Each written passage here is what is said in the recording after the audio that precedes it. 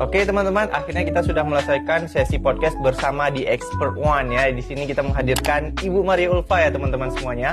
Nah, kali ini saya akan bertanya sedikit pertanyaan nih mengenai ringkasan podcast yang tadi nih. Kenapa main-main itu perlu ya Bu ya? Iya, jadi seperti itu. Penting ya. Ternyata main-main itu penting. Nah, kita tanya nih. Kenapa pada saat tadi kita melakukan podcast, itu penontonnya itu konsisten dengan topik yang satu ini? Kenapa bisa menarik itu sih Bu? Iya, karena topik bermain itu menarik untuk dibahas. Karena orang menganggap kan sebagian tuh main tuh hal yang biasa ya. Iya. Kok main-main itu? Terus sekarang main-main itu ada alat ukurnya juga kalau dari psikologi tuh. Beberapa pakar juga menganggap, bukan menganggap sih, beberapa pakar psikologi menyebutkan bermain itu bagian terpenting untuk anak usia dini.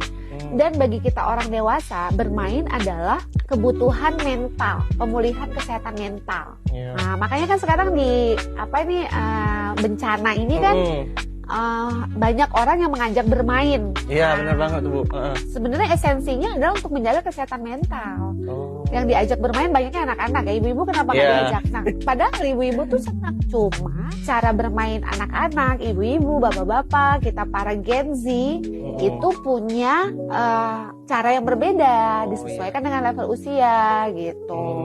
Kayaknya yuk kita main lah untuk meningkatkan kesehatan mental gitu. Jadi sebenarnya main-main itu nggak kita khususkan kepada anak-anak maupun remaja doang Bu ya. Iya. Tapi juga ada yang tingkatan tersendiri seperti itu. Cuma bermainnya beda kan. Benar. Jadi bermain itu kan bagian dari bagian kita mencintai diri, self care bahasa anak mudanya, self care. Jadi ketika kita mencintai diri kita, artinya kan kita itu menjaga mental kita. Jangan kita sibuk dengan makan, lapar secara fisik, tapi secara mental kita nggak dijaga kayak gitu. Jadi sebenarnya bermain itu adalah sebuah aktivitas penting.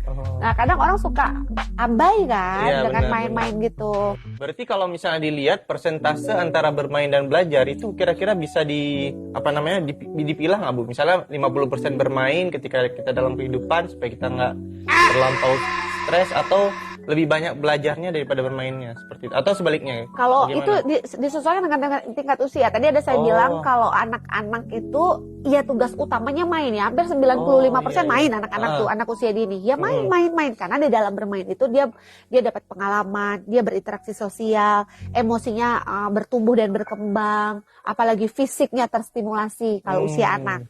Level naik lagi di usia sekolah. Nah, itu mainnya mulai berkurang. Mainnya udah mulai 40, belajarnya udah 60%. Levelnya naik lagi nih di mahasiswa. Udah dewasa kan? Sudah punya tanggung jawab yang harus dilakukan. Bermainnya mungkin udah mulai berkurang antara 10-20% aja, tapi tetap harus ada. Makanya tadi ditanya, gimana caranya supaya tetap ya dijadwalkan. Makasih banyak Ibu Ulfa sudah datang di Psycho Talk. Terima kasih juga ya udah ngundang saya. Assalamualaikum warahmatullahi wabarakatuh. Waalaikumsalam warahmatullahi wabarakatuh.